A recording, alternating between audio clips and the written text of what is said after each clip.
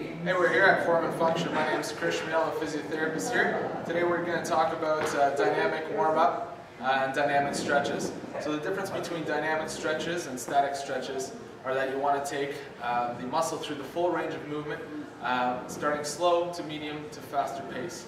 And you want to do repetitions of about 6 to 10 reps for each muscle group. So to start, we're going to start with our hamstrings. There's a couple different ways to do hamstrings. One way is just to start off with a little bit of a kick.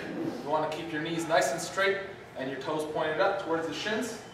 So you do a few of those, progress to a faster pace, a little higher up, and you should feel that stretch right in the back of your hamstring.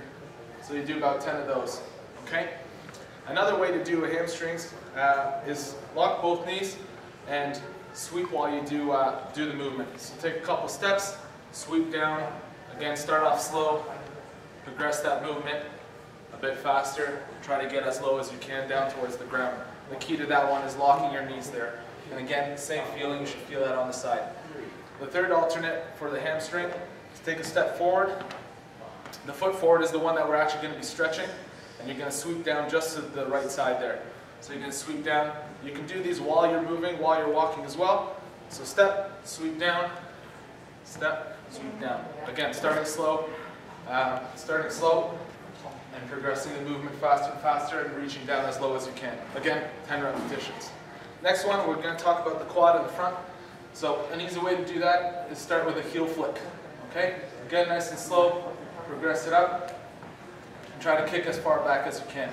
Key to that is put your chest up, nice and straight posture. Make sure you're not flexing at the hips. To do the groin, easy one. Nice rotation of the hip, stand up nice and tall, again, straight posture, and you're rotating from the hip in to out. Again, you want to do that on both legs, okay? Go on, an easy one there. The other thing is for your hip flexors, try to stretch out the top part of your hips or the quad. You can do a little bit of a lunge movement. So take the right foot forward, come down into that, and you should feel that in the top part from the hip down into the quad. So you can do that. Progress that lunge a little bit further and further and pick up the pace a little bit. Again, 10 repetitions on both sides. Again, for the glutes, stretching out a little bit of the hamstring and the hip capsule. Start out with some high knees. And then again, you can progress it, pick up the speed. And then in the end, you're going to be hopping on both legs. Again, 10 repetitions on both sides.